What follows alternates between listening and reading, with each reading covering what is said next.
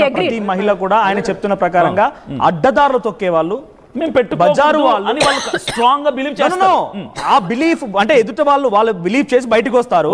బయటకు వచ్చిన తర్వాత వాళ్ళు ఎదుట ఒక మహిళ గానీ ఎవరైనా కనుక ఆలయాన్ని వెళ్ళేవారు కానీ బజారు మనిషి అనుకోరు, ఆచరిస్తారు. మీరే అన్నారు వాళ్ళ వరకు వాళ్ళు అన్నారు కదా ఆచరిస్తారని చెప్పి. ఏం ఆచరిస్తారు? పువ్వులు పెట్టుకోకుండా ఉంటారు. ఆయన మాటల్లో అర్థమైతే కదా ఆయన మాటలు వాళ్ళకి ఎలా ఇన్ఫ్లుయెన్స్ చేస్తుందంటే పువ్వులు పెట్టుకోవటం కరెక్ట్ కాదు, మేము ఉన్నటువంటి ఆ సంఘంలో ఉన్నటువంటి సిద్ధాంతము మాకు పువ్వులు పెట్టుకోవడానికి అనుమతించదు.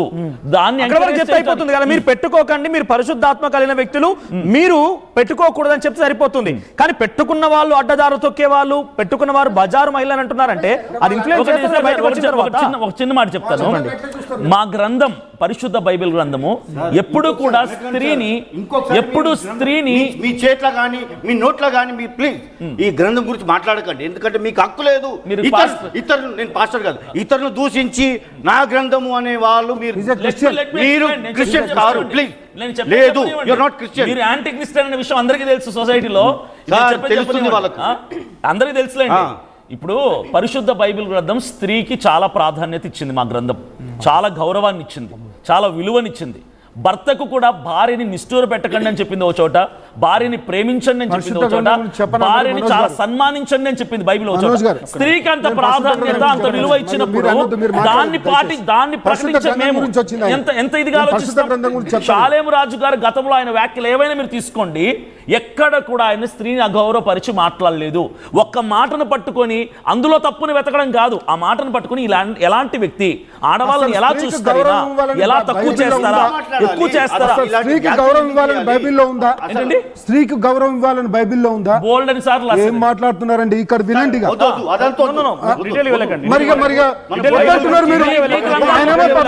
పరిశుద్ధ గ్రంథం లేదండి, ఎవరికి లేదు.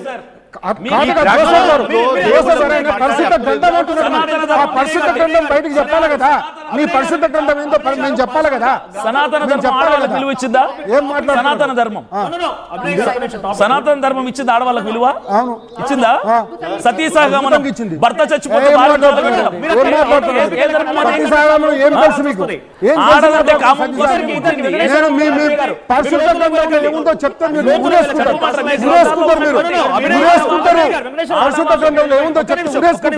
మీరు లోపల వెళ్ళకండి. ఇక్కడ మనం కేవలం ఈ టాపిక్ గురించి మాట్లాడదాం, మహిళల గురించి మాట్లాడదు. గ్రంథాలకు వెళ్లాల్సిన అవసరం లేదు, మీరు కూడా లోతుల్లో ఏముందని చెప్పాల్సిన అవసరం లేదు. ఇక్కడ ఆయన ఈ ఉదాహరణ ఏ వ్యాఖ్యంగా చెప్పాల్సి వచ్చింది బయటికి అంటే మల్లెపూలు పెట్టుకున్న వారందరినీ కూడా ఈ రకంగా చూడమనేటువంటి విషయం అందులో ఉందా? మరి ఆ నాలుగు గోడల మధ్య ఈ రకంగా ఇన్ఫ్లుయెన్స్ చేయొచ్చా?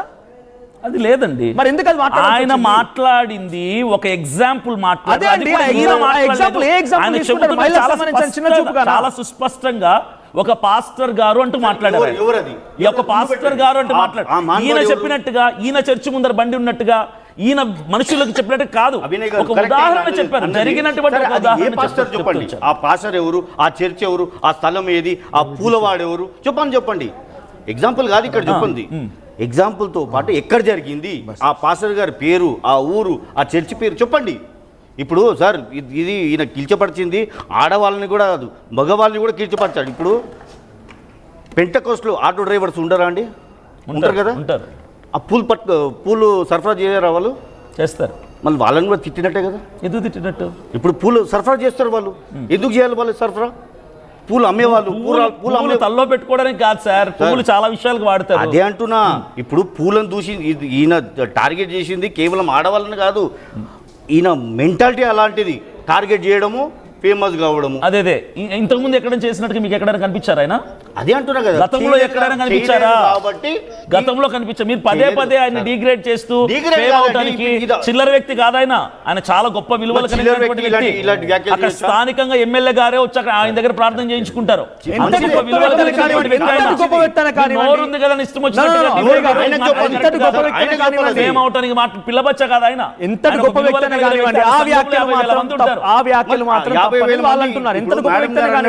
వాళ్ళ దృష్టి అంతా ఎక్కడ పోతుంది? ఇప్పుడు ఇతను ఇతర ఆడవాళ్ళ గురించి మాట్లాడారు. ఇప్పుడు వాళ్ళ థాట్ ఎలా ఉంటుంది బయటకు వచ్చిన తర్వాత? ఓకే, మా పాస్టర్ గారు ఇతర ఆడవాళ్ళ గురించి, పూలు పెట్టుకునే ఆడవాళ్ళ గురించి ఇలా దురుసుగా చూడాలి ఏదో అన్నారు. ఒకటి మాట మాట్లాడారు. నేనే ఉన్నానండి, బయట రోడ్డు మీదకి వెళ్ళగానే ఎవరో ఇద్దరు ఆడవాళ్ళు మళ్ళీ పూలు పెట్టుకుని వెళ్తున్నారు. నేను వాళ్ళని చూసి వీళ్ళు బజార్ సంబంధాలు అనుకోను నేను, ఎందుకంటే ఆయన నాకు అర్థమయ్యాడు కాబట్టి అనుకున్నాను. మీకు అర్థమయ్యారు.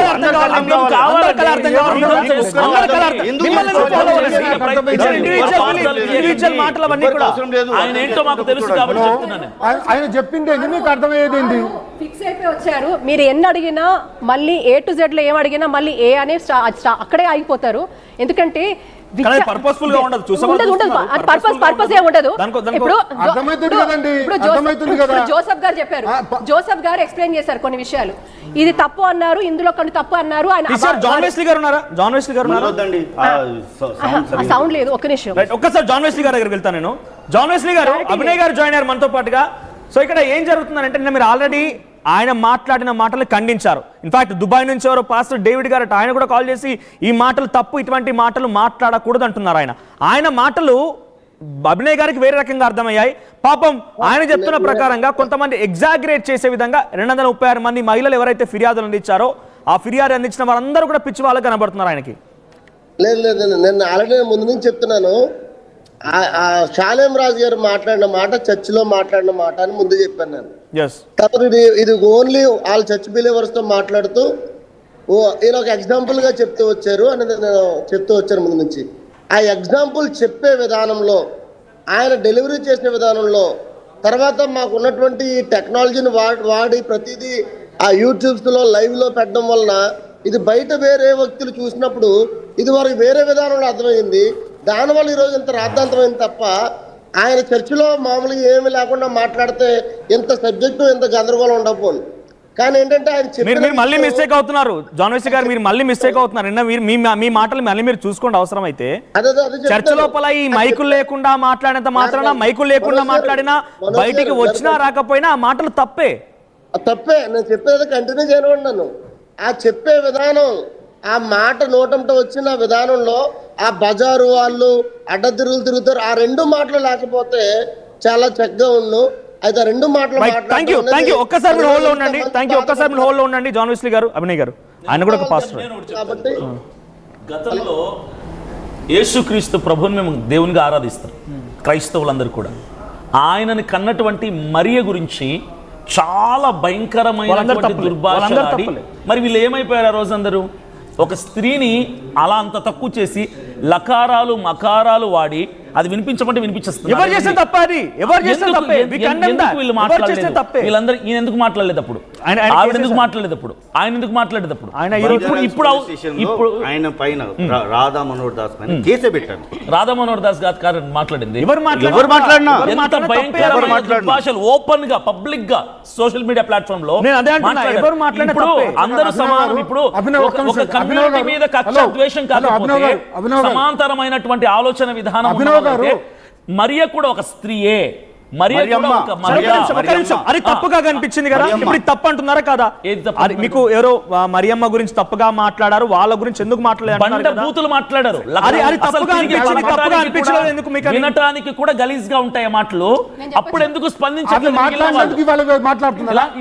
ఇప్పుడు